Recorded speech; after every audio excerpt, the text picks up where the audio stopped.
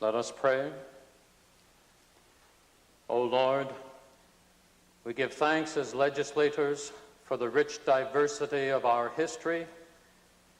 We welcome the many challenges of the present. We dedicate ourselves to both the present and the future as we join in the service of Alberta and Canada. Amen.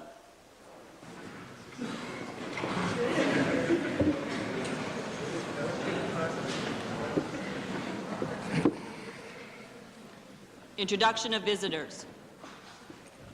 Presenting petitions.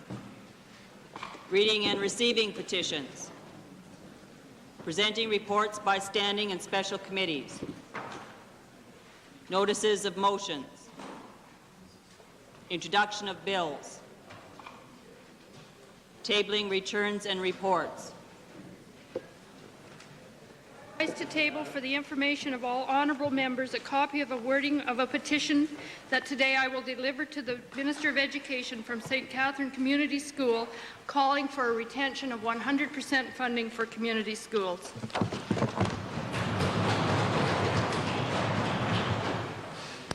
Introduction of special guests.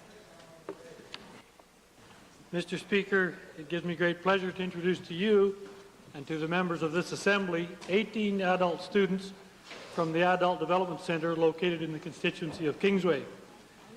These students are accompanied by their two teachers, Mrs. Barb Foxall and Mr. Bob Holmes. They are seated in the public gallery, and I request that they rise to receive the traditional warm welcome of this legislature.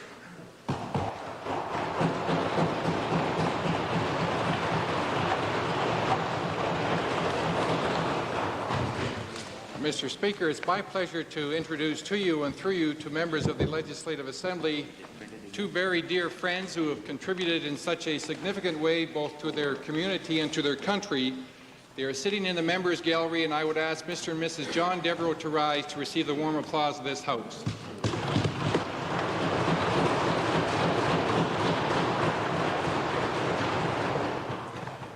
Calgary Mountain View. Thank you, Mr. Speaker. I'm pleased to be able to introduce to all members of the Assembly this afternoon three Calgarians and a gentleman from Airdrie who are seated in the members' gallery. They're here representing the Coalition Against Human Services Cutbacks. They are Angela Bunting, George Fritz, David Krell, and Mr. Gus Henderson. I'd ask them if they'd rise and receive the warm welcome from the members of the Assembly.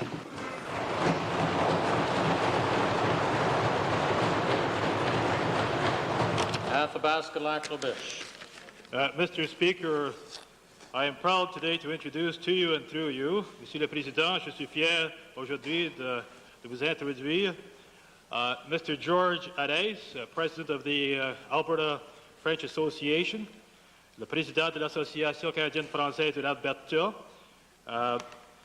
Madame Lydia Roy, Mrs. Lydia Roy, President of the Edmonton French and Canadian Association, Mr. Laurent Jubinville, President of the Morinville-Legal French Association of Alberta, Mr. Roger Fréchette, who is the Federal Commissioner for Official Languages for Canada, and also Mr. Pierre Bergeron, Président Francophonie Jeunesse de l'Alberta, President of the Young Francophone of Alberta, accompanied by 35 other members from the Young Francophone community of Alberta.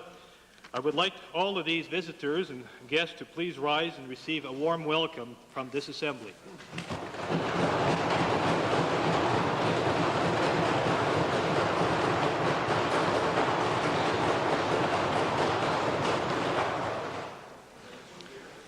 Mr. Speaker. Member for Banff Cochrane, followed by the member for Edmonton Centre. Thank you, Mr. Speaker. Mr. Speaker, I'd like to introduce to you and through you to members of the Assembly three guests from the constituency of Banff Cochrane in the members' gallery. One guest, Mr. Speaker, is Mr. Ralph Scurfield, President of Sunshine Village in Banff National Park. Two other guests are Mr. and Mrs. Gordon Stair of Improvement District Number 8. Gordon is a councillor and past chairman of Improvement District Number 8. Would they please rise and receive the welcome of the Assembly?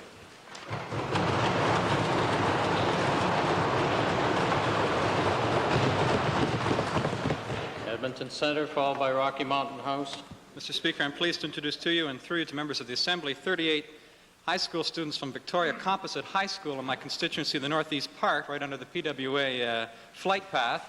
They are students whose lives are themselves about to take off, seated in the members' gallery with their teachers, Mr. Al-Jajjar and Miss Bram. I'd ask if they please rise and receive the warm welcome of the members.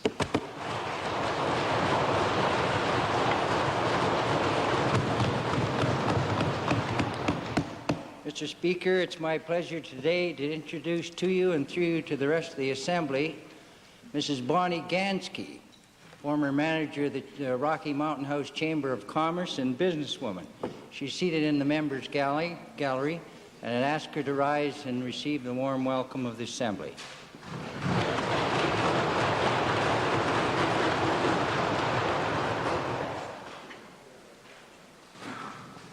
Ministerial statements. Oral question period. Mr. Speaker, I'd like to direct the first question to the provincial treasurer. Mr. Speaker, in the election last year, the government made a lot of political mileage out of their description of the Farm Credit Stability Program as a $2 billion program for farmers. My question to the treasurer, will the treasurer confirm the statement in the budget that the net cost to the Treasury is not $2 billion, but is forecast at $35 million this year?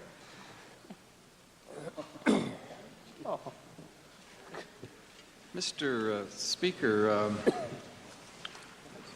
first of all, I'm sure, Mr. Speaker, the honourable member recalls the Legislative Assembly when we sat through 1986, because that session, Mr. Speaker, provided both an opportunity to understand the Farm Credit Stability Program, this remarkable program which is unmatched in any other province in Canada. And in the structure, Mr. Speaker, which was agreed to by the Assembly at the time, there was in fact a new fund established. And that new fund, separate from the General Revenue Fund, is the fund which will handle the disbursements for the Farm Credit Stability Program. Now, Mr. Speaker, I don't want to go on at any extra length here, except to say that when the fund was set up, money went into the fund, approximately $1.7 billion, if you allow me some leeway in terms of general amounts, and 1.7 went out of the fund into the banking system to assist the farmers, to provide them with this 20-year, 9% long-term funding. Obviously, Mr. Speaker, there are some costs of the fund itself that have to be matched.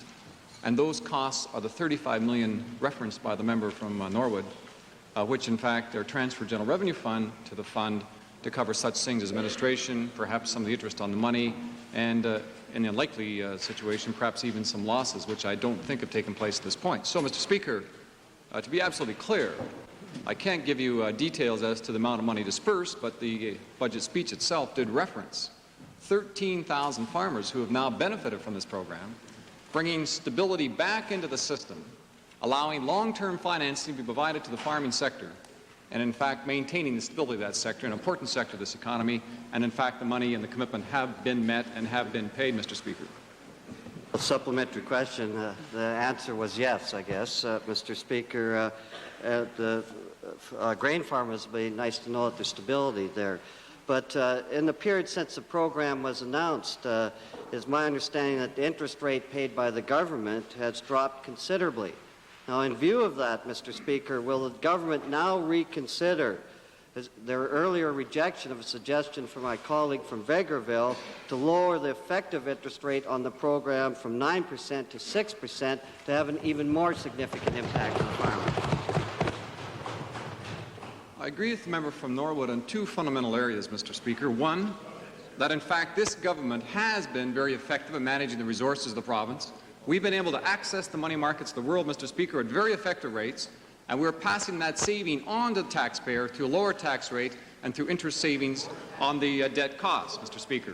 Secondly, Mr. Speaker, nowhere that I can find right now is long-term money available for 20 years anywhere near the 9% level, Mr. Speaker. In fact, the rates are ticking up a touch right now, and obviously on a short-term basis we're taking full advantage of the swings in interest rates to take short-term positions, ready to lock into a long-term position when the interest rates are set, but nowhere, Mr. Speaker, can you borrow money at 9% for 20 years right across the world system right now, Mr. Speaker, as far as I know. Therefore, Mr. Speaker, we are using the good forces of this government, the foresight to stabilize the agricultural sector, unmatched anywhere in the world, and we're doing that for the farming sector because we believe there's a future there and we know it's going to survive. Don't worry, Dick, the cameras aren't on you today. You can be less dramatic. But my question simply to the Treasurer, after all the rhetoric, is it not so strange a coincidence that the total cost of the Farm Stability Program, $35 million, is almost identical to the $36 million the government plans to take away from farmers by raising farm fuel prices by 23 cents per gallon? Now, I say to the minister, how does the minister justify this swindle, getting grain farmers to pay the cost of Conservative election promises? Oh, Mr. Speaker, the member from Norwood can't get away from that kind of misleading statement. That's absolute nonsense, Mr. Speaker, and he knows it. The people of Alberta will benefit from the very significant programs that this government has brought forward. First, the $2 billion program stabilized that system, prevented the erosion which was taking place in other provinces, and we moved when we had to. We used the force of this government, we followed our commitment during the election period, and we came up with the goods, Mr. Speaker. With respect to the small business program, the same thing is clear. We used the credit of this government, the financial strength of this government, to assist the small business sector, providing jobs, providing new investment. I know the member doesn't want to hear that, Mr. Speaker, but that's what in fact is happening. This government has a plan, and this government is prepared to move, and it's doing it.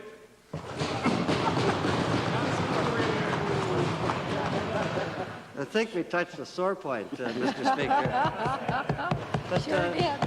Mr. Speaker, if I may point out to the minister, the average break for farmers under the program is now about 1.5% to 2%. And the government pays a commission of 2 3/8% to the banks for administering the program. What does the Treasurer have to say to farmers about the effectiveness of a program which rewards banks more than it does farmers? Oh, no. No, again, Mr. Speaker, the misleading statements continue, but the people of Alberta can see through this phoniness, Mr. Speaker. There's no question about that. They know exactly what he's saying, that when it's convenient, Mr. Speaker, he talks from one side of his mouth. But when he's in this Legislative Assembly, you know he has to account, Mr. Speaker. He has to be careful what he says, because he knows full well that the people of Alberta have responded, and he's saying to the farming community, essentially, that this program isn't working. Mr. Speaker, 13,000 farming communities, and all the communities in Alberta have been saved by this program, Mr. Speaker. We're proud of it. It's working, and the effective cost to the farmer is not matched or not comparable in any other program in North America, Mr. Speaker. It's working, and we are very proud of that program, and he should be careful that he always should tell the truth about how the program is operating, not drive these red herrings across the path of honesty, Mr. Speaker.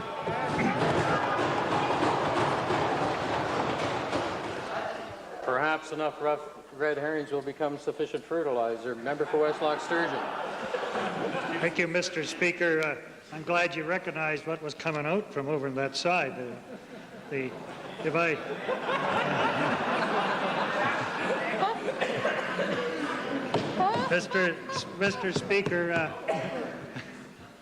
Mr. Speaker, to the Treasurer, in point of view, this scheme that's looked after the banks very well, it's looking after the government.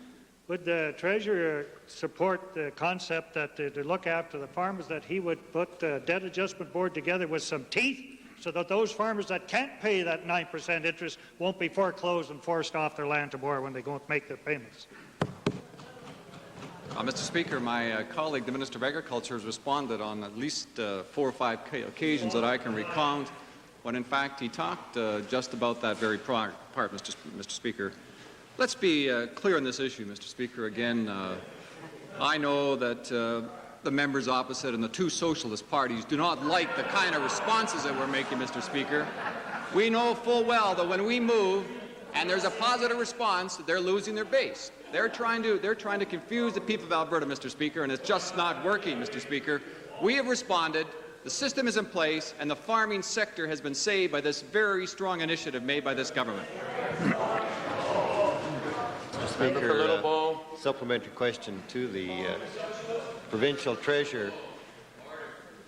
There is a 120-day limit in of time in which the farmer can make an arrangement with the relative lending institution.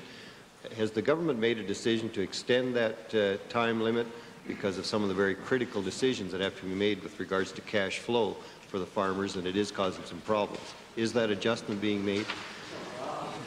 Again, Mr. Speaker, we would be very flexible in that decision process. It is true that there's a 120-day limit. If, in fact, we found that for a variety of reasons that both the member and I could think about, there was some problem with the 120-day limit, I'm sure that it could be waived if there is reasonable explanation. Second main question, Leader of the Opposition. Yes, Mr. Speaker, I'd like to designate the second question to the member from Calgary Mountain View. Thank you, Mr. Speaker. My questions this afternoon are to the Minister of Recreation and Parks. Last weekend, the Minister of Economic Development and Trade and the Minister of Tourism suggested that Jasper and Waterton National Parks be turned into provincial parks in order that the restrictions on commercial development in those national parks could be circumvented. I presume that Banff National Park might also be included in that proposal. As a minister who's responsible for provincial parks, can he inform this Assembly whether he or his department endorses that position? Well, Mr. Speaker, in responding to the member's question, if the minister or the member were present, he would have heard my response at the particular time. I'd indicated, if the member doesn't want to hear the response, I'll sit down and wait till he does.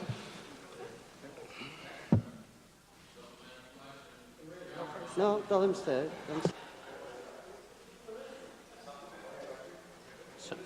To answer the question. He had headed it. I asked, Mr. Speaker, and I'll ask again.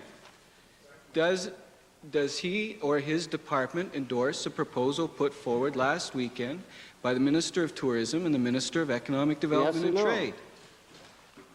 Well, Mr. Speaker, there was no proposal put forth at all. It was a comment made by the honourable member who suggested, as was indicated, that perhaps that should be considered. This department is not considering it this time, and is nor is there any formal request to make such an application for changeover. Thank you, Mr. Speaker. The Minister's Department is just completing a three-year process of consultation to prepare a policy statement for his department. Is the Minister, in light of his last statement, now saying that this proposal, which was never part of that discussion or part of that policy statement, is no longer operative for his department, and that he was taken off guard by the comments of the ministers last weekend like everybody else in this province? Well, Mr. Speaker, perhaps the question should be addressed to the honourable member who raised it initially. I've not made any remark to either support or denounce the initial statement. But I should point out that parks are for people, and that there was some 2% of the overall area would have been affected if there were to be any change. This department supports the fact that there can be development, should be development, and if any application was to come forth or any consideration, we'd review it at that time. Mr. Speaker, to the Minister, can he unequivocally assure us that the idea of taking over national parks, turning them into provincial parks in order to circumvent restrictions on development in those national parks is not the policy of this government or of his department? Well, Mr. Speaker, there is no intent to circumvent any regulations, but I would indicate that that decision, of course, would have to be made by the other jurisdiction which the federal parks are under, and if at such time that would become to us for consideration, it would be reviewed. Supplementary? Supplementary. Minister of Tourism. I think it's unfortunate that the connotation is left that in some way our government seeks to destroy national parks or open them up for irresponsible development, and I find that's completely unfounded. In our position on, it's not something new, Mr. Speaker. In our position on policy statement put out in June of 1985, it made the statement very clear. It said the mountain parks are the focal point of the Alberta tourism industry and are a major attraction for Canada, and it's essential the new national parks policies complement the needs of tourism and permit modernization and expansion where required. So, Mr. Speaker, we have, through the process of looking at how we can expand the tourism industry in this province, are looking at the most effective use of our park areas, and any connotation that's put by the opposition that we would seek to destroy the national parks is totally unfounded. Member for Banff Cochrane, supplementary. Mr. Speaker, a supplementary to the Minister of Tourism. Can the Minister of Tourism advise the Assembly whether or not he has had recent consultations or correspondence with the Federal Minister of Environment with respect to opportunities in the national parks, such as tourism opportunities at Sunshine Village or other developments of that nature? Mr. Speaker, I have communicated with the federal minister, and I spell out very clearly for the Assembly, too, that 98% of the national parks are protected for wilderness area and wildlife habitat. What we're talking about is less than 2% of that total area. And I communicated with the federal minister with respect to the expansion at Sunshine Village, and I feel that that's an expansion that certainly should be considered and can be done in an aesthetically pleasing way, and I think at least it deserves discussion by reasonable people to look at how we can complement our mountain parks and complement our tourist industry in this province. Calgary-Buffalo supplementary. To the Minister of Parks, Mr. Speaker, instead of following the talk about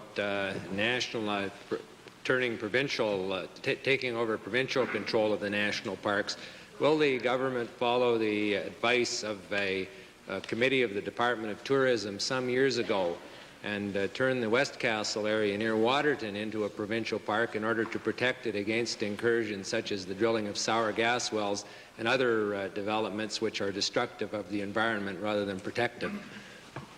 Well, Mr. Speaker, I don't think that's an issue at this time. Main question, Westlock Sturgeon. My main question, Mr. Speaker, is to the Minister of Energy. Mr. Speaker, yesterday the Public Utilities Board of Nova Scotia concluded that the retail prices in that province were higher than they should be and ordered a rollback of 2.5 cents a litre at midnight last night. In Ontario, if we check our prices of gasoline in Canada, Mr. Speaker, in Ontario, regular leaded gas with a 5 cent a gallon tax on it is 7 cents is 41.3 cents a litre, and here at Edmonton it's 38.2, which is admittedly 3 cents higher, but bearing in mind that there is a 5 cent differential if you take away the taxes. Our gasoline in Ontario is selling for 5 cents a litre cheaper than it is here in Alberta.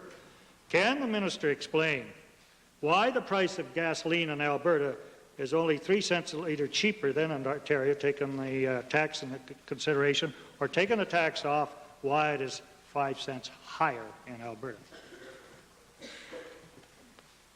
Well, first of all, Mr. Speaker, I fail to understand what gasoline prices in Nova Scotia have to do with prices here in Alberta, particularly when in Nova Scotia it's their Public Utilities Board that regulate the prices of gasoline at the pump, the only province in the country that is involved in doing so.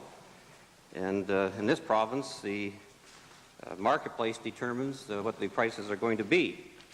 The honourable member also should recognize that in other provinces, such as Ontario and Nova Scotia, the tax at the pumps has been 8.5 cents or better in those provinces. I think in Ontario it's 8.3 cents and in Nova Scotia 8.5 cents. So up until the recent, well, right now, as a matter of fact, Mr. Speaker, gas prices in this province are the lowest in the country.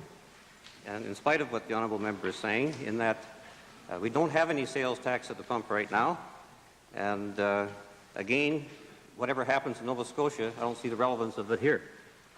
Mr. Speaker, I hate to get too complicated in math. The lowest in the country pay no tax right now, and they should be, with Ontario's 8 cent tax, they should be the 5 cent cheaper, but they're not. The fact of the matter is that oil companies are pocketing profit here.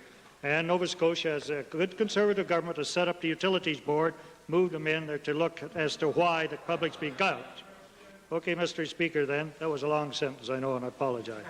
But it's long paragraph. It's a very, very hard memory over there, and I was trying to put it in. Mr. Speaker, that at a time when Alberta consumers are getting shafted at the pump and refiners are making record profits, could you not at least launch a public inquiry on why our retail prices of gasoline without tax are some of the highest in Canada? Well, Mr. Speaker, the honourable member must recognize that the competitive atmosphere in this country was adversely affected by the Liberals' Petrocan organization, and in fact even interfered with the competitive process. In fact, Mr. Speaker, we have less competition in the refinery area now with Petrocan than we had previously. And so, Mr. Speaker, the honourable member is way off base. Mr. Speaker,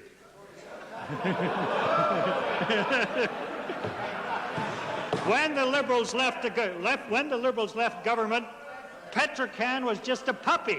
It's a big St. Bernard now. You were the people that fed them Gulf. You're the people that got rid of the refineries.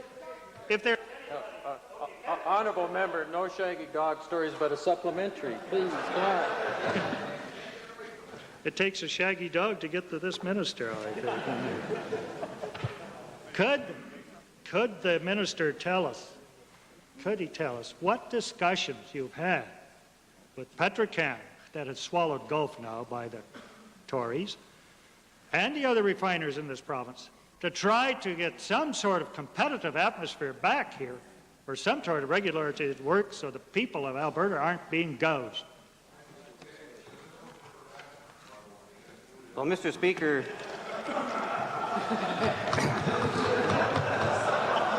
with the dog food that the Liberals fed that puppy, no wonder it grew into a St. Bernard. Mr. Speaker, the pricing of gasoline, as the honourable member knows, in this province is open to competition, and the prices at the pump are reflected in that way. With respect to discussions that I've had with the major companies in this country, the honourable member appeared to recall last spring when world prices dropped rather dramatically, and there was a concern expressed publicly that prices at the pump were not falling as rapidly as they should behind the drop in world oil prices. We, in fact, I visited personally with a number of major oil companies in this country to discuss with them the practices that they were engaged in determining what the posted prices at the refinery should be.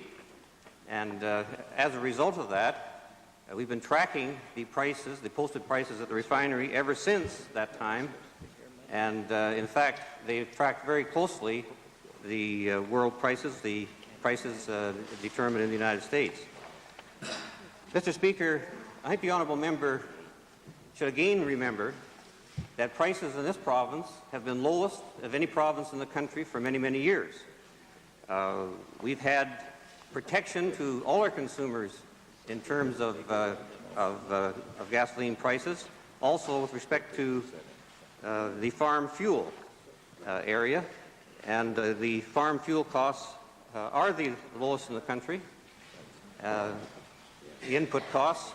As a result of competition, the honourable member might want to think about what's happening just in Alberta right today.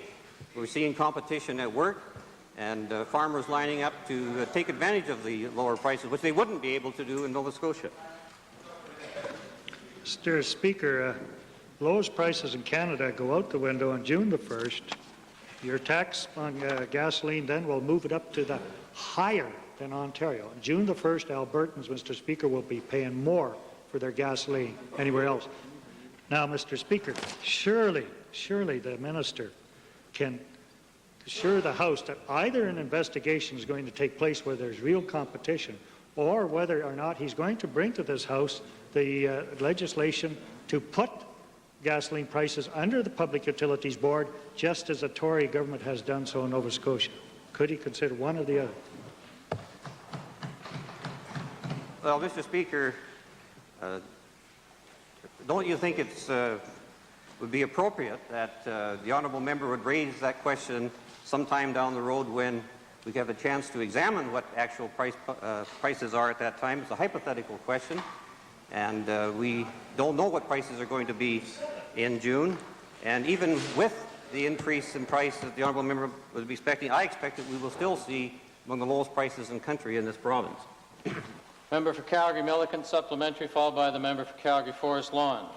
Mr. Speaker, we hear talk of the exorbitant prices for gasoline or exorbitant profits, but have we had some oil companies go bankrupt in this province, go into receivership?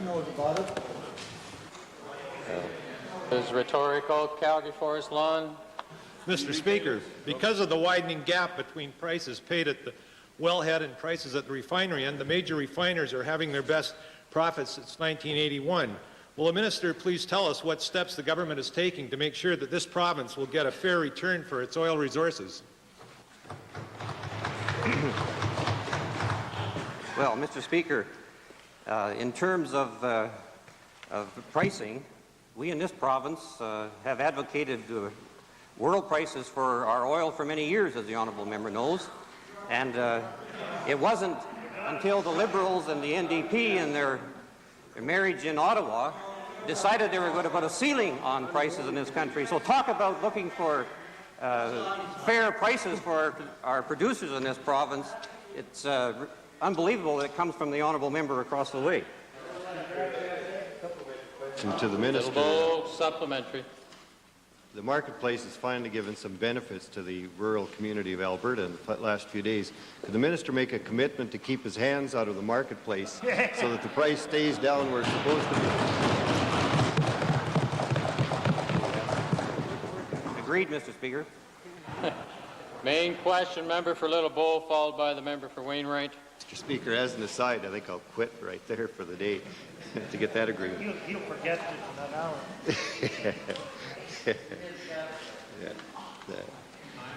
Mr. Speaker, to the Minister of Economic Development, a couple of days ago the Minister indicated that, stated that he was looking favorably upon providing financial aid to a possible $270 million octane enhancer petrochemical plant in Clover Bar, the constituency of my colleague. My question to the minister is, has any federal aid been requested or offered to ensure that the plant locates in Alberta? In other words, is the federal government being asked to participate in the financing, or has the avenue not been explored because of the DRE ineligibility? Mr. Speaker, prior to the announcement the day before yesterday, I had a discussion with the Deputy Prime Minister and also had an enjoyable discussion with him during that exciting event last weekend in Calgary. We discussed a number of matters, Mr. Speaker. I advised him of the plans of the group to proceed with the final consideration of establishing an MTBE plant, but made no request of the federal government to assist financially. Mr. Speaker, last week General Motors plant in Quebec received a total of some $320 million in federal and provincial aid and taxpayer assistance.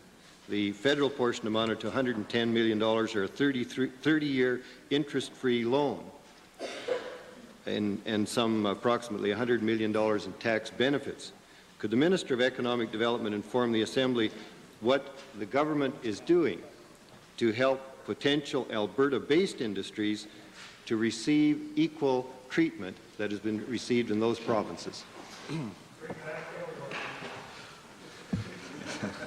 Mr. Speaker, for a number of years, the Alberta government has disagreed very strongly with the tiered system of financial support.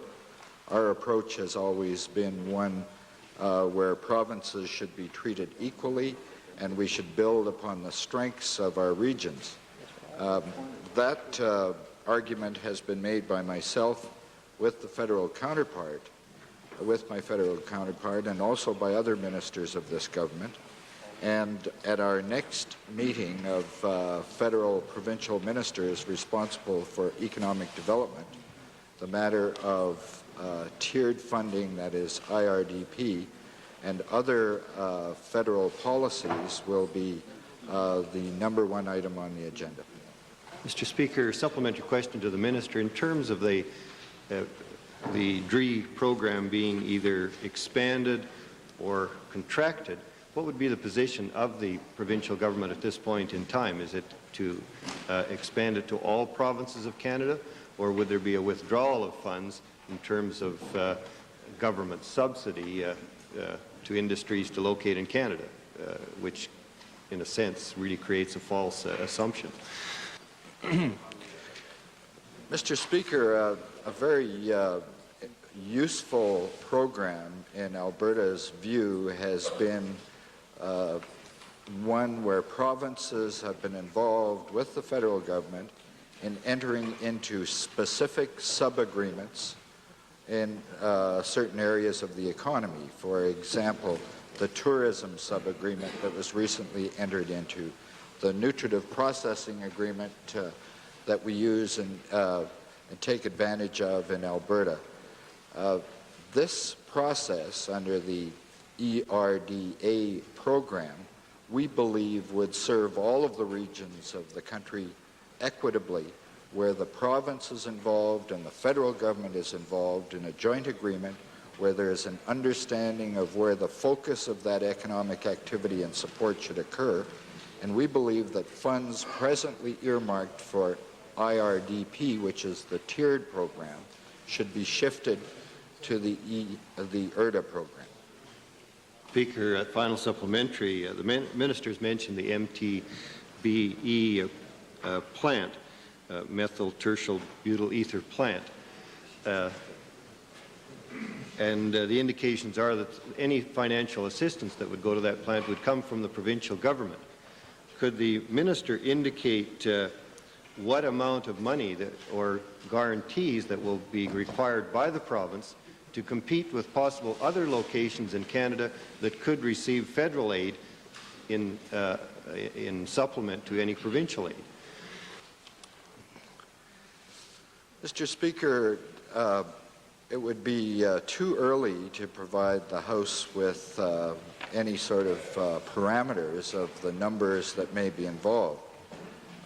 We are, however, and we've indicated, prepared to work with Neste, Celanese, and Trans Mountain, and will consider a partial loan guarantee on the debt to assist in making the project a reality, because it's so vitally important, not only to the petrochemical industry, but to the engineering capability of this province, to the fabricating industry, and to a whole lot of sectors of the Alberta economy. But in terms of being able to provide the honourable member with a number, it's too soon to be able to do that. Member for Edmonton Meadowlark, supplementary. Mr. Speaker, to the Minister, since the Minister has made so much of this still hypothetical project, could he please inform us of the status of the proposed High River magnesium plant, which the government made much ado about last year, but which still doesn't seem to have materialized?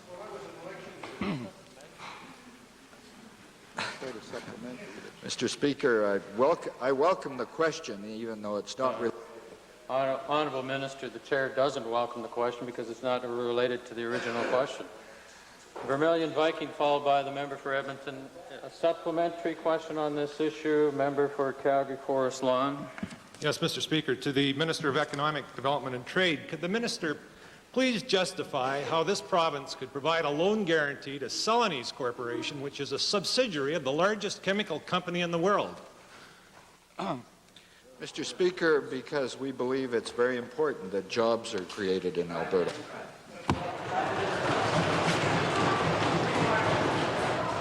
Vermilion Viking, followed by Edmonton Avonmore, followed by Edmonton Gold Bar. Mr. Speaker, a question directed to the Minister of Culture. Some of my constituents have noticed recently that there's a voluntary charge program implemented at the Provincial Museum. Could the Minister indicate if this direction has been instituted in all like facilities such as the Tyrrell Museum or the Ukrainian Village, etc.? Could you indicate if that's so? Mr. Speaker, yes, in fact, as of April 1st, all historic facilities for which the Department is responsible are collecting voluntary contributions in the amount of $2 for adults at primary facilities, $1 for those between 12 and 18 years of age. In secondary facilities throughout the province, smaller historic sites, the requested donation is $1. In all cases, senior citizens and organized school groups are not expected to donate. Supplementary to the Minister, many Albertans in the past have asked why a charge was not used in these worthwhile sites. And many now may view a voluntary charge. Please, honourable member, the chair's having a little difficulty because of a lot of chit-chat on the front bench. Honourable member. There's often quite a bit of that around here lately. It's our front bench. On the other side. As I was saying, many Albertans in the past have asked why a charge hasn't been implemented, a compulsory charge at these worthwhile sites. And they may view the voluntary charge as less productive than the actual collected gate fee. Could the Minister indicate the basis for a voluntary charge instead of an actual charge and the response so far for that, or of this voluntary charge? Mr. Speaker, in terms of the decision to choose asking Albertans for voluntary donations versus a compulsory admission charge to facilities, we investigated what other museums do worldwide in this respect, found that the costs involved in setting up a compulsory service, plus the immediacy of it, was possibly less desirable than the voluntary system. It won't cost us a great deal of money to implement, and it will ask Albertans to participate with us in helping to keep those historic sites at the high level that they are. I might indicate, Mr. Speaker, that the program which we've initiated is under the theme Give a Present to the Past, and we hope that all Albertans, when they enter our facilities, will help participate in helping us to keep those facilities at the high level that they are today. Final supplementary, if that works, that'll be quite remarkable, but if you look at the Tyrrell Museum with 600,000 people, could the Minister indicate if with these funds, will they be used to offset operating costs or otherwise? Mr. Speaker, the funds that will be received from the voluntary donation program will be administered by the Friends Societies in each of the facilities. Depending on the facility, the use of those funds will differ, but they will be for the purchase of artifacts in some cases, in others for educational programs for children or other projects which couldn't be handled under the current budget circumstance for those facilities. Member for Edmonton Avonmore, followed by the member for Edmonton Goldbar. Thank you, Mr. Speaker. To the Minister of Education, the Minister recognized on March 16th, and I quote, "The community school program is an excellent program. Unfortunately, that recognition has not been enough to keep her from shifting the financial burden for these programs out of her department and is effectively enlarging the cracks through which major portions of the program will fall. During this time of fiscal restraint, does it not make good economic sense to support and keep intact an excellent established program that provides essential services in a very cost-effective manner?"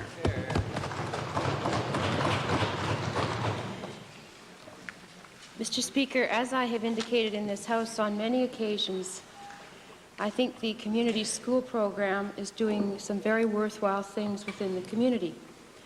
However, when one looks at the difficulty being faced by all agencies of government with respect to dealing with a deficit which in the last fiscal year equated to about 1/3 of our expenditure base, one has to develop priorities in terms of where those education dollars will be flowing. As the honourable member knows, community schools will continue to receive extraordinary funding over and above what every other school gets in this province, and I believe we'll be able to develop a program and continue the best parts of the existing program. Mr. Speaker, it seems that some of the programs were so valuable, such as the employment experience programs, that they've been shifted to the Minister of Social Services and the Minister of Economic Development. To the Minister, for existing programs to continue in community schools, it may be very well that users will have to pay for these programs. Will the Minister assure us that she is not moving towards a system where only the rich will be able to learn English as a second language and only the rich will be able to afford to join Brownies, Cubs, soccer, Alcoholics Anonymous, and single support groups? Mr. Speaker, it may well be that some of the very worthwhile programs that are currently in place in community schools, in order to continue at the way that they are now, may require some amount of user fee. That is not beyond the jurisdiction of the community school, and in fact, a lot of community schools are in fact using user fees already. But to classify the use of the programs as a split between those who are able to pay and those who are unable to pay is a complete misrepresentation of what the community school program is about. There is not the division between wealthier communities versus unwealthy communities, because the good part about community schools is that they exist in both communities in this province. Mr. Speaker, the split occurs within the community, and those that have money can participate and those who do not are excluded. To the Minister of Social Services, as the cuts in funding and lack of programming in community schools may result in our young people hanging about in arcades and malls, which we all know are places where youngsters become involved with drug pushers and pimps, will the Minister pressure her colleague, the Minister of Education, to reconsider her decision to cut funding in the best interests of the future of our young people? Mr. Speaker, I was most interested in the preface of the Honourable Member for Avonmore's question, because it occurred to me that many of the organizations that she was speaking of needing funding through the community school program certainly don't access that type of funding in many areas of my constituency, and I do have some places where there are definitely people who are on social services and accessing those various community organizations. I would say to the Honourable Member that we do have a policy for a recreation allowance for young children and families, and when that request is made, in almost all instances it's granted. To the Minister of Education, in view of the fact that community schools have received good evaluation reports from department authorities, excellent report from school board officials, glowing comments from the community, and in view of the fact that the Minister has received numerous protests about her action, will the Minister confirm that she recognizes the great importance of keeping community schools intact and that she is in fact reconsidering her cutback proposal? No, Mr. Speaker, I will not reconsider the proposal which I make to this legislature with respect to my budget, and I am looking forward to presenting my budget to this legislature when the time comes. I think the primary purpose of education, Mr. Speaker, in fact, I know the primary purpose of education is to ensure that students learn. And although the community school program is doing some very wonderful things in terms of integrating the community and the home and the school, in terms of focusing on student learning, although the environment is perhaps a nicer environment to be part of, it doesn't focus directly on student learning. I think it is important, Mr. Speaker, to note that when I reviewed my budget proposal, it was very clear that I had to define which areas of my budget were most important and which, therefore, were most directed at student learning, and which areas of the budget could, in fact, be deemed to be less important in that kind of context. And for this reason, the community school program will continue to be funded in an extraordinary way beyond every other school in this program. But when 66 out of 1,500 schools, which are those which are designated as community schools, come out of that process on the budget priority, I keep my decision the way I am recommending it to this Assembly. Red Deer North. Supplementary question to the Minister, Mr. Speaker, to help me respond to recent questions from some constituents. Is there a mechanism by which users of the community school facilities can actually pay for the use of those, even in a voluntary way, if they so choose, as they've been wanting to, but have somehow felt their restriction to do that? Well, I think that's something that certainly could be discussed with the society which is created when a community school is formed, Mr. Speaker. Supplementary, Calgary-Buffalo. The amount of saving is $2.5 million. Has the minister talked to the Minister of Manpower about taking the rubber band off the $110 million of lottery funds which just seem to have popped up recently? Mr. Order, please. Time for question period has expired. Might we have unanimous consent to finish this series of questions? Opposed? Honourable Minister, reply, please. Mr. Speaker, to universalize the community school program would cost about $110 million, and I am not convinced that that is the best use of those dollars in the interest of the education of our young people. Member from Liverpool.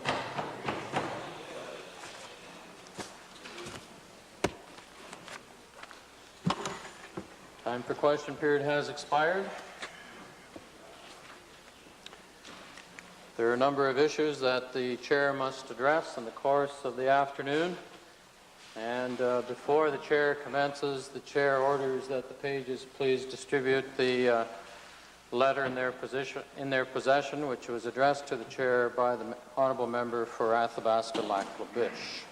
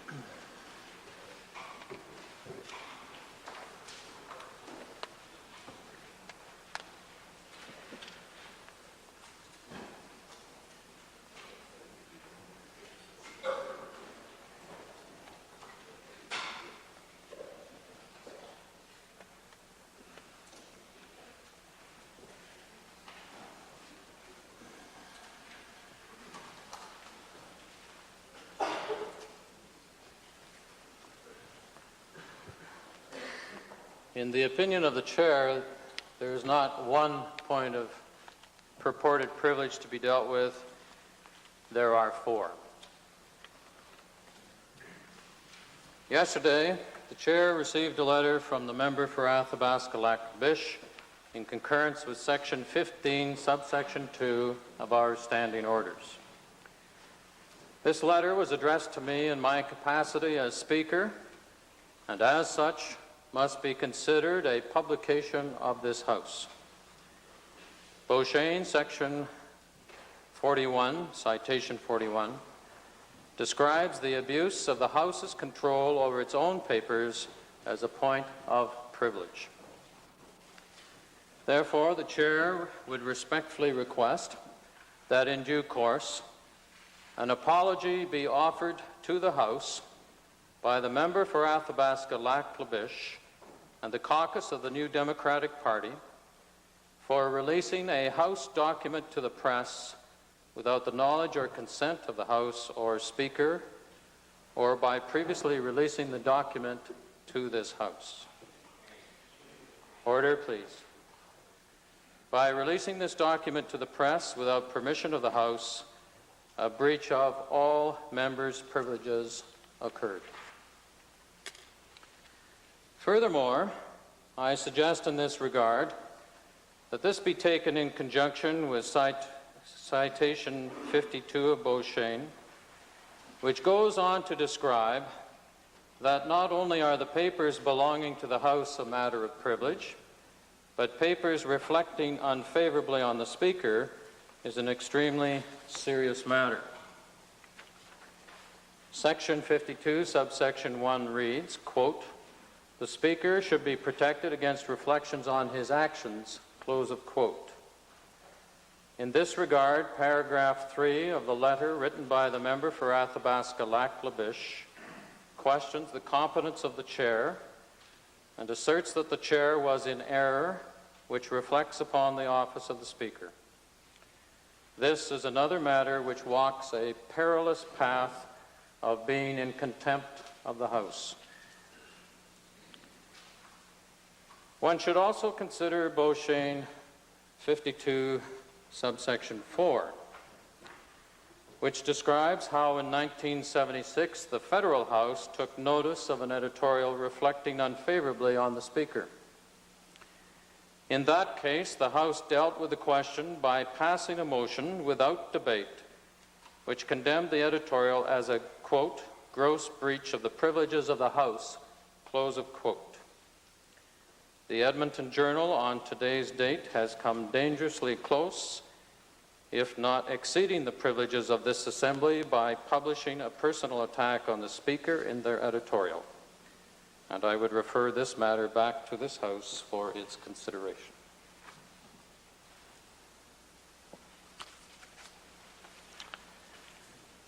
And now to the main issue of the day, as brought to us because of an incident which occurred in this Assembly on April the 9th.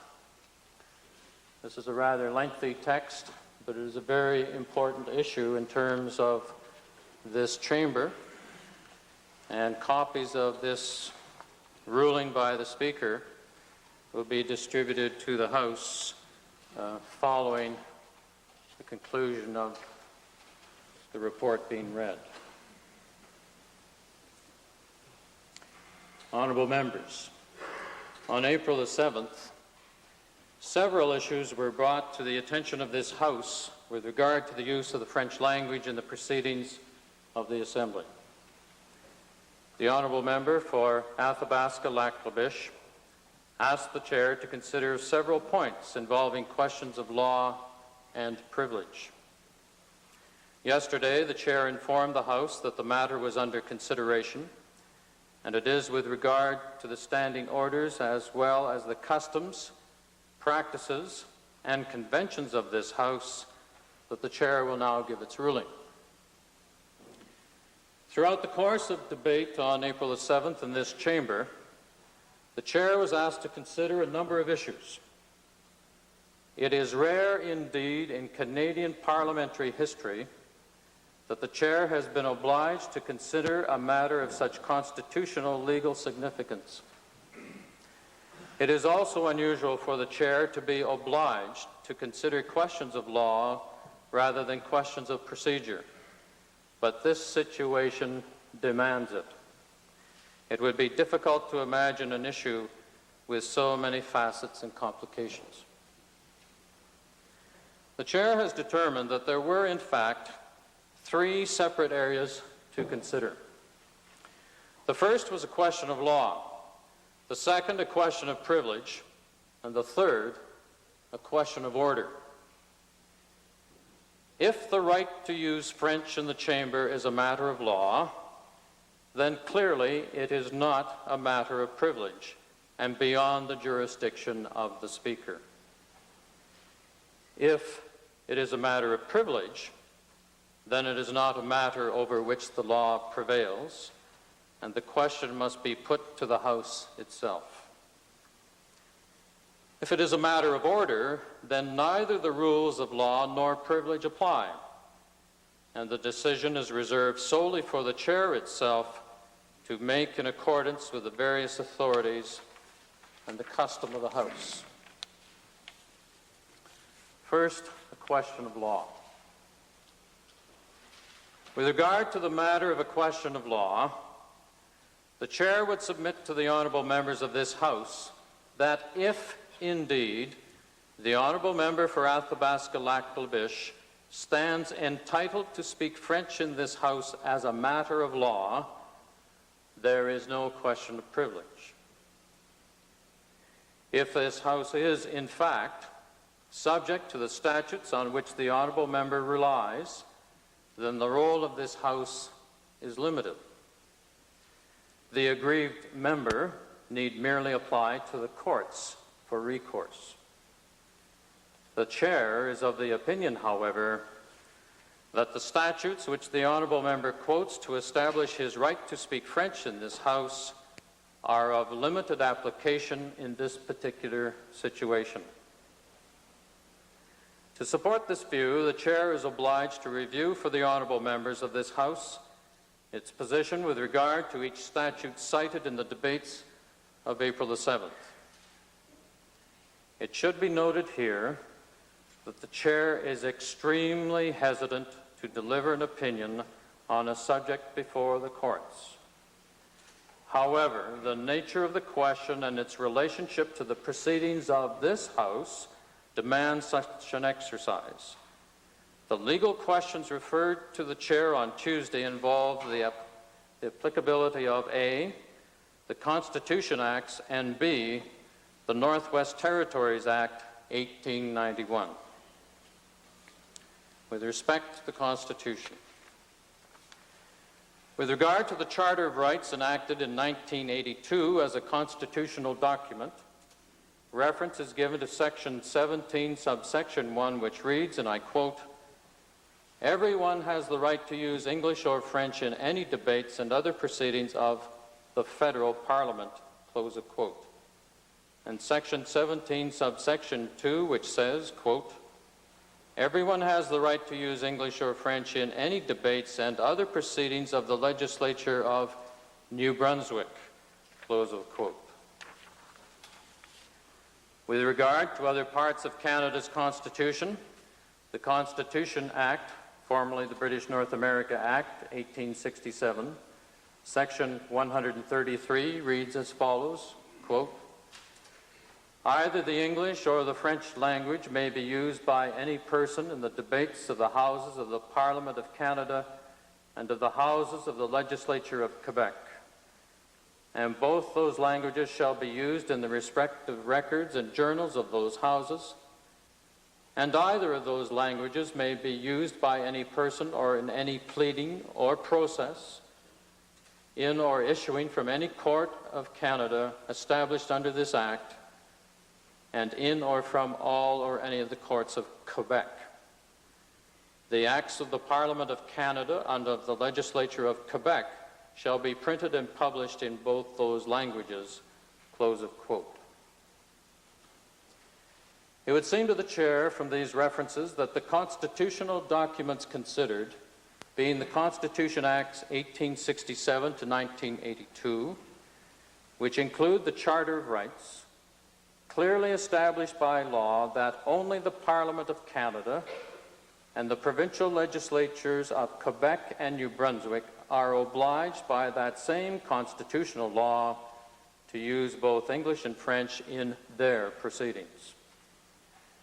There is no specific reference to the legislature of Alberta or of any other province being subject to the same obligations. It is further noted by the Chair that with regard to these three legislative assemblies, the constitutional statutes as they were written at that time took the form they did with the request and consent of the specific legislatures concerned. The Chair will now refer the honourable members to another section of the Constitution which would apply and, in fact, has been applied by the courts many times in the past. The Constitution Act 1867 reads in its preamble, and I quote, "Whereas the provinces of Canada, Nova Scotia, and New Brunswick have expressed their desire to be federally united into one Dominion under the Crown of the United Kingdom of Great Britain and Ireland, with a constitution similar in principle to that of the United Kingdom. Close of quote. The key words here are with a constitution similar in principle to that of the United Kingdom. Honourable members, the Constitution of Canada is not merely a collection of statutes. The Constitution of this country incorporates statute, law, and the conventions, customs, usages, and privileges of Parliament and the assorted legislatures. The courts have held on numerous occasions that it is several of these unwritten portions of our Constitution which are incorporated and protected by the preamble cited. One only has to refer to the United Kingdom, a country with no real statutory constitution as we know it, to see that this country's legislatures, by necessity, inherited at Confederation the privileges and conventions of Westminster. Sir Erskine May goes on at length to describe the unwritten conventions and privileges of Parliament, but the Chair would refer the honourable members to citation 16 through 92 in Beauchesne, dealing with privileges of the House, and citation in section 16 reads, quote, "Parliamentary privilege is the sum of the peculiar rights enjoyed by each House collectively as a constituent part, the High Court of Parliament, and by members of each House individually, without which they could not discharge their functions, and which exceed those possessed by other bodies or individuals. Thus, privilege, though part of the law of the land, is to a certain extent an exemption from the ordinary law." Close of quote. And as there is no constitutional section dealing with language rights in the legislature of Alberta, the Chair is obliged to observe that the privileges of the House to determine its own way of functioning remains as paramount as it did in the United Kingdom Parliament in 1867. Except for those rules and regulations specifically governing the procedure and privileges of the House as contained in the Constitution Acts, the Chair is obliged to rule that this Legislative Assembly remains empowered to set its own rules and procedures regarding the running of its proceedings. In short, honourable members, the Chair sees no inconsistency with the Constitution and indeed regards the preamble of the Constitution Act 1867 as upholding this legislature's privileges to deal with those matters coming within its jurisdiction. In the absence of any constitutional document prohibiting the House from doing otherwise, the House must be considered to retain its powers to operate independently of the law applicable outside this chamber. With respect to the Northwest Territories Act of 1891, with regard to this second issue of law raised by the Honourable the Attorney General, the Chair would refer the House to the status of legal challenges based on Section 110 of the Northwest Territories Act 1891. This section states, quote, "Either the English or the French language may be used by any person in debates of the Legislative Assembly of the Territories and in proceedings before the courts. And both those languages shall be used in records and journals of such assembly, and all ordinances made under this Act shall be printed in both those languages, provided, however, that after the next general election of the Legislative Assembly, such assembly may, by ordinance or otherwise, regulate its proceedings and the manner of recording and publishing the same, and the regulation so made shall be embodied in a proclamation which shall be forthwith made and published by the Lieutenant Governor in conformity with the law, and thereafter shall have full force and effect." Close of quote. Honourable members, while it is Section 110, which was relied upon by some members in the House on April the 7th to establish the obligation of the Legislature of Alberta to conduct its proceedings in both languages of Canada, The Chair would refer the House to the following considerations. Number one, the Northwest Territories Act 1891 was not a constitutional document, but an ordinary act of the Federal Parliament in Ottawa. Number two, the Northwest Territories Act 1891 gave the legislature the power to change the provisions enumerated in Section 110. While the Chair concedes that such an amendment was never carried out after the formation of the Alberta Legislative Assembly, the Chair has discovered something of great significance which many honourable members, the media, and indeed, with great respect, some learned members of the bench seem not to have discovered. The effect of Section 110 of the Northwest Territories Act of 1891 in proceedings of the legislature was reversed by a resolution of that House, moved and passed on the motion of Commissioner Frederick Haltain on January 19, 1892. This leaves the Chair in the unique position of, should it decide to apply the very arguments of the Honourable Member for Athabasca-Lac-La-Biche, that the Chair would then have to rule against the Honourable Member.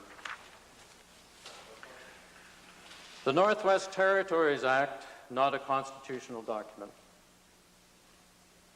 The Chair has carefully considered the first point, and without prejudice to any case presently before the courts, I would underline that, without prejudice to any case presently before the courts, would remind all honourable members that the constitutional relationship between a territory and Ottawa is substantially different than that between a province and Ottawa. The very nature of a federal system demands equal sovereignty between the legislatures of the provinces with those of the Parliament of Canada in their respective spheres of authority. Sections 91 and 92 of the Constitution Act 1867, with the support of various other sections and court decisions, enumerate what those spheres of responsibility are. The Parliament of Canada cannot abolish the legislature of a province, and the legislature of a province cannot abolish the Parliament of Canada.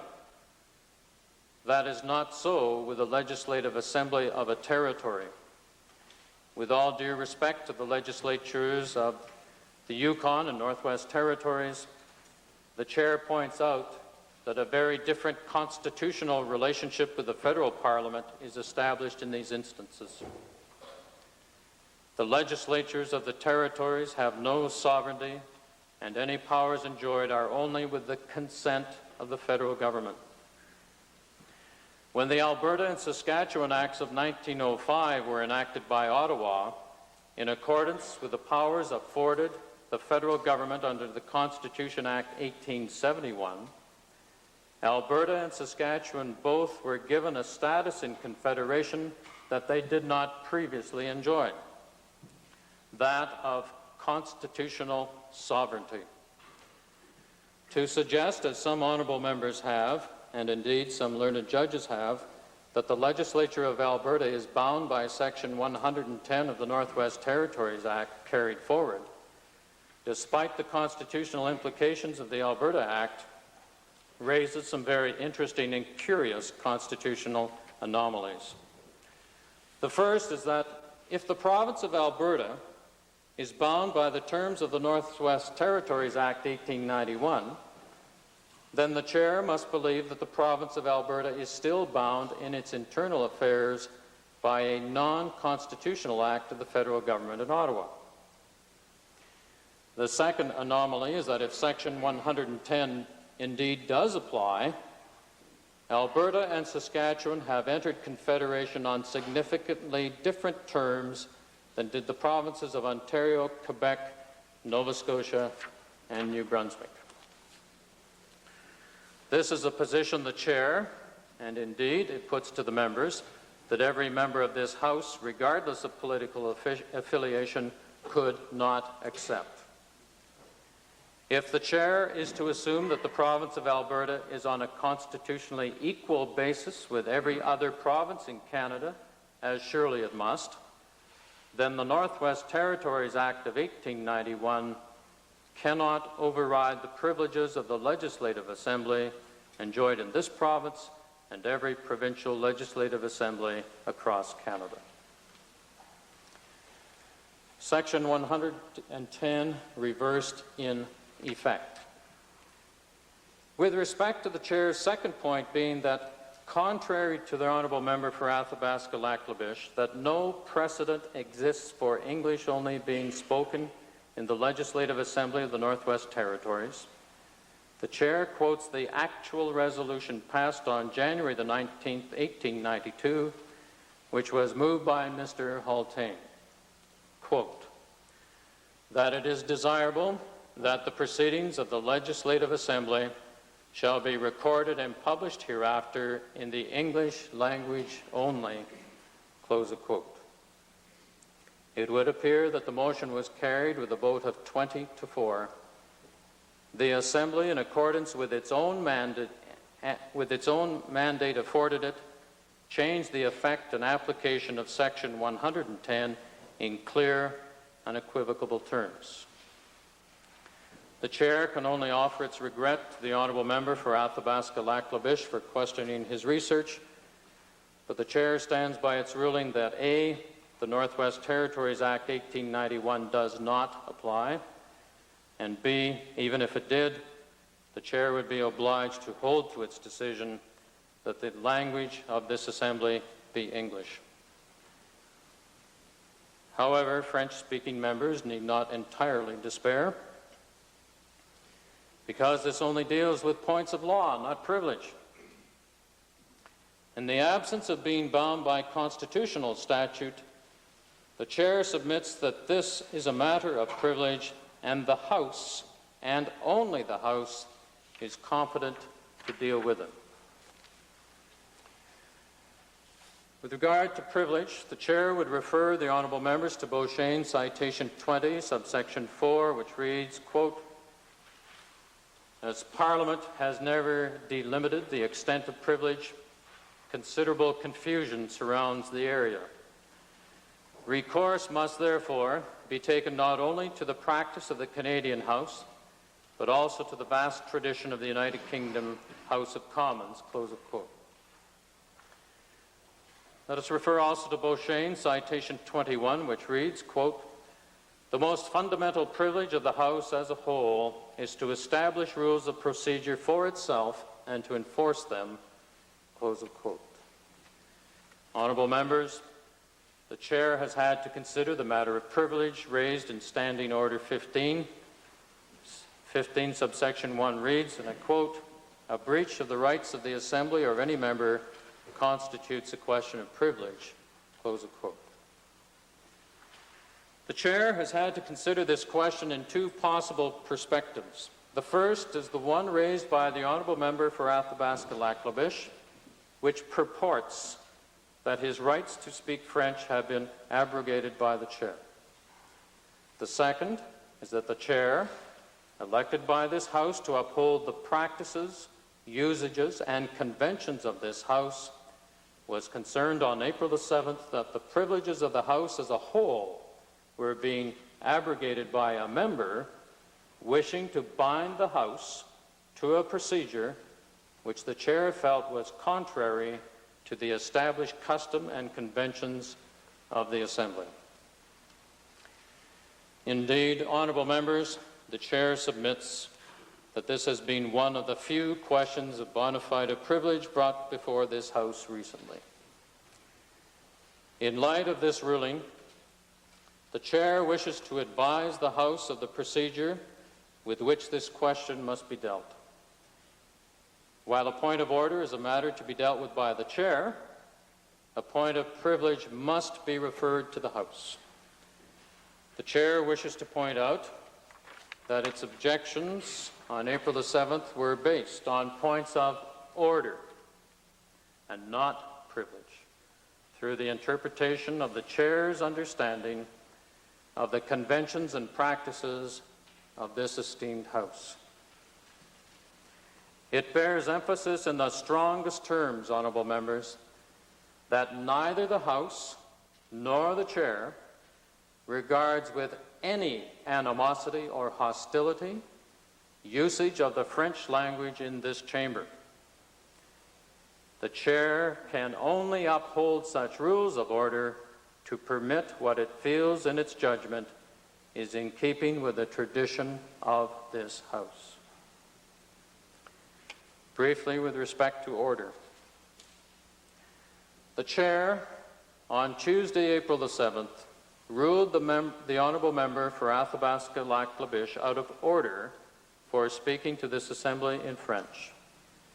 On the basis of order, the Chair stands firm on this ruling based on the custom and conventions of this Assembly as interpreted by and which remain the prerogative of the Speaker.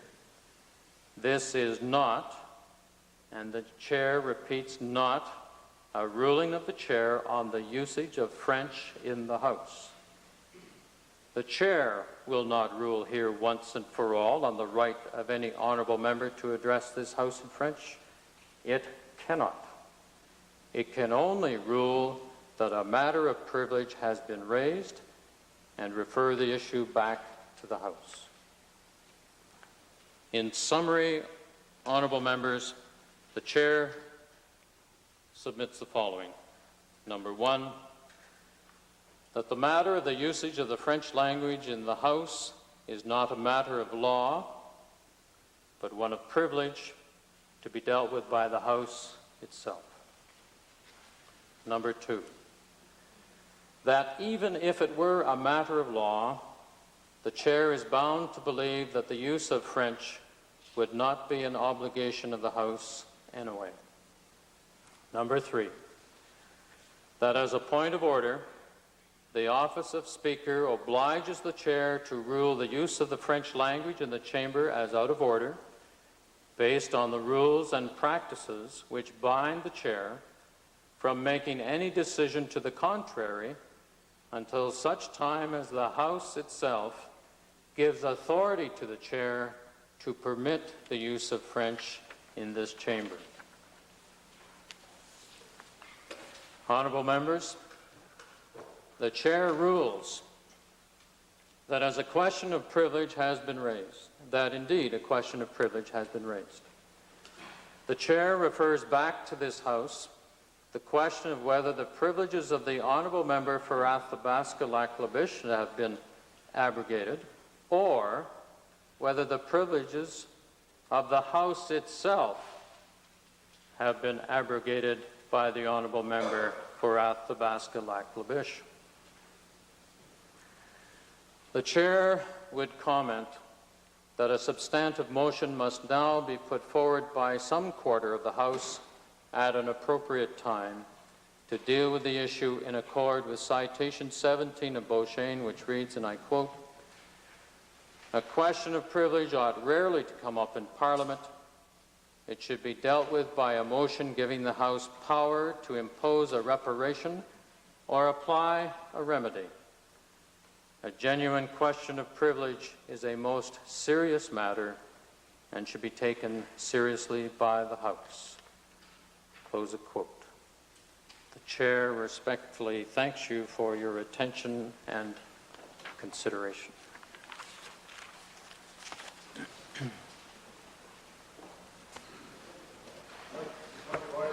Would the motion have to be in writing? At some appropriate, Premier? Mr. Speaker, might I say that representing this side of the House and members, 12 members on the other side, that we appreciate with a great deal the dignity and clarity with which you have presented your position and ruling to us today. Mr. Speaker, it is a considerable amount of information you have provided for the House, but I'd like to say this. For the government, we will first be framing a motion, as you suggest, to refer the matter to the Standing Committee on Privileges and Elections, presenting it to the House. We will review the Edmonton Journal editorial, which you've mentioned in your earlier comments, and I think all members of the House will wait for the NDP and the member for Athabasca-Lac-La-Biche to respond to your suggestion that an apology is required. Thank you. Member for Athabasca-Lac-La-Biche. Yes, Mr. Speaker.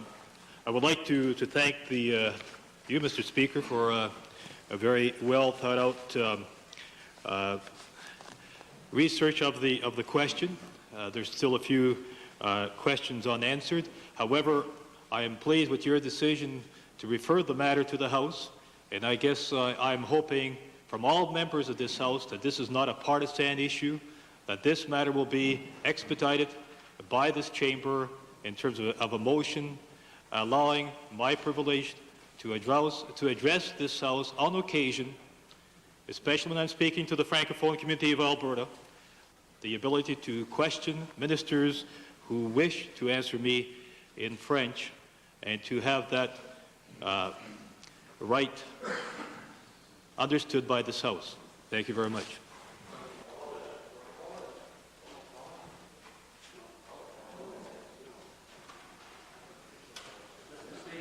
Take as the official opposition what you said, take it under advisement, and I will not be listening to the opposite side says. We'll take our time and sort through it and come back with appropriate measures.